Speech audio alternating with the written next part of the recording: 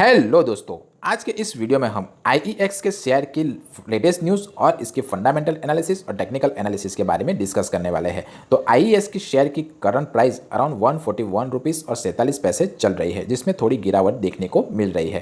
Quarter one result company का देखें तो कंपनी ने जून 2025 में के क्वार्टर में 114 करोड़ रुपये का नेट प्रॉफिट रिपोर्ट किया हुआ है, जो पिछले साल से सेम पीरियड से 21% ज़्यादा है। जुलाई 2025 में सेंट्रल इलेक्ट्रिसिटी रेगुलेटरी कमीशन, जिसे हम CERC भी कहते हैं, उसने मार्केट कपलिंग के अप्रूवल किया है, जिसका मतलब है कि IEX को कंपटीशन फेस करना पड़ेगा। इस न्यूज़ के बाद स्टॉक प्राइस में 15% तक की गिरावट देखने को मिली थी। P/E रेशियो कंपनी का हाल फिलहाल 29.2 चल रहा है। P/E रेशियो इंडिकेट करता है कि अगर स्टॉक का प्राइस 142 है और EPS अराउंड 4.8 है तो P/E रेशियो 29.2 होगा। ज़्यादा P/E का मतलब है कि स्टॉक थोड़ा महंगा है या इन्वेस्टरों को कंपनी का फ्यूचर ग्रोथ पे भरोसा दिखाई दे रहा है। P/B रेशियो इस कंपनी का अभी अराउंड 11.36 चल रहा है। अगर P/B रेशियो ज़्यादा है तो स्टॉक मार्केट के वैल्यू बुक वैल्यू से काफ़ी ज़्यादा है, जो ग्रोथ एक्सपेक्टेशन में दिखाती है। अगला इंपॉर्टेंट रेशियो है ROE। तो ROE माने कि रिटर्न ऑन इक्विटी। करंट इस कंपनी का ROE 40.5% के आसपास है। जितना ज़्यादा ROE होगा उतना ही अच्छी कंपनी मानी जा रही है। दूसरा इंपॉर्टेंट रेशियो है ROCE। इस कंपनी का ROCE 53.6% है। ROCE भी ROE की तरह ही है। जितना हाई ROCE होगा उतना ही बेटर कंपनी मानी जाती है। डिविडेंड यील्ड देखें तो ये कंपनी 2.1% का डिविडेंड यील्ड बता रही है हर साल। अगर आप डिविडेंड से इनकम कमाना चाहते हो तो इस तरह के शेयर में निवेश करने के बारे में सोच सकते हो। FIIs और DIIs की अगर होल्डिंग देखें तो करंट FIIs, जिसे हम फॉरेन इंस्टीट्यूशन इन्वेस्टर भी कहते हैं, उसकी होल्डिंग 18.53% है।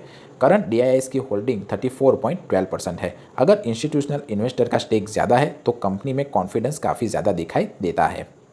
स्टॉक प्राइस की मूवमेंट को अगर हम देखें तो IEX का स्टॉक प्राइस 142 रुपये और 45 पैसे है, जो पिछले कुछ दिनों में गिरावट में दिखाई देने मिल रहा है। सपोर्ट देखें तो 139 पर सपोर्ट है और रजिस्टेंस 145 के आसपास है। Stock short term bearish trend में है, लेकिन अगर 145 के लेवल के ऊपर ये क्लोज करता है तो बुलिश रिवर्सल मूवमेंट इस स्टॉक में हो सकता है, ऐसा मेरा मानना है। क्या आपको IEX के शेयर में निवेश करना चाहिए या नहीं? तो आपको पावर सेक्टर में ग्रोथ अगर दिखाई देती हो तो आप इस शेयर में निवेश कर सकते हो। आप लॉन्ग टर्म इन्वेस्टमेंट के लिए सोच रहे हो तब भी इस शेयर के बारे में सोच रहे हो। आपको कंपनी के फंडामेंटल अगर स्ट्रांग लगते हैं तो भी आप इस शेयर के बारे में सोच रहे हो, पर इन्वेस्ट करने से पहले अपने फाइनेंशियल एडवाइजर की सलाह ज़रूर लेना।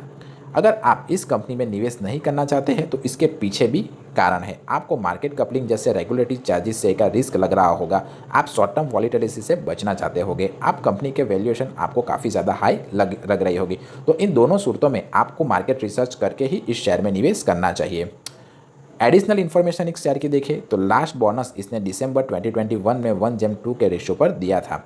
स्टॉक के लिए डेली अपर और लोअर सर्किट लिमिट होती है, जो प्राइस मूवमेंट को कंट्रोल करती है। BSE और MCX जैसे एक्सचेंज भी पावर ट्रेडिंग में कंपेयर करती है। IEX ने US में भी ऑप्शनल ट्रेडिंग प्लेटफॉर्म लॉन्च करने का प्लानिंग कर रही है। IEX का अगर फ्यूचर प्लान देखें तो सेंट्रल इलेक्ट्रिसिटी रेगुलर कमीशन, जिसे CERC भी कहते हैं, उसने मार्केट कपलिंग को जनवरी 2026 से इम्प्लीमेंट करने का प्लान बनाया है। इससे IEX को कंपटीशन फेस करना पड़ेगा, क्योंकि अब price discovery across exchange undefined होगी। इस डिसीजन के बाद IEX के स्टॉक में अराउंड 30% तक की गिरावट देखने को मिल रही है। आपका इस न्यूज़ के बारे में क्या कहना है, मुझे कमेंट करके बता सकते हैं। Legal appeal against CERC order देखें तो IEX ने CERC के मार्केट कपलिंग ऑर्डर को चैलेंज किया है। कंपनी का कहना है कि इससे उनकी मार्केट पोजीशन और रिवेन्यू इम्पैक्ट हो रहा है। IEX के ऊपर कुछ इंपॉर्टेंट लीगल केस देखें तो IEX ने green power renewable energy contract को अपने प्लेटफॉर्म पर इंट्रोड्यूस करने के लिए CERC से अप्रूवल मांगा था। पिटीशन नंबर 186 MP 2016 के थ्रू IEX ने रिन्यूएबल एनर्जी को ट्रेडिंग को प्रमोट करने के लिए प्लान बनाया था। IEX ने अपने बिजनेस रूल्स में भी कुछ अमेंडमेंट प्रपोज किए हुए हैं, जैसे कि नॉन स्टैंडर्डाइज टाइम ब्लॉक और इंटरस्टेट कॉन्ट्रैक्ट में फ्लेक्सिबिलिटी। CERC ने इन अमेंडमेंट को कंसीडर किया है ताकि मार्केट की एफिशिएंसी बढ़ सके। तो अगर आप IEX के शेयर में निवेश करना चाहते हो तो इन सभी बातों का ध्यान रखिए।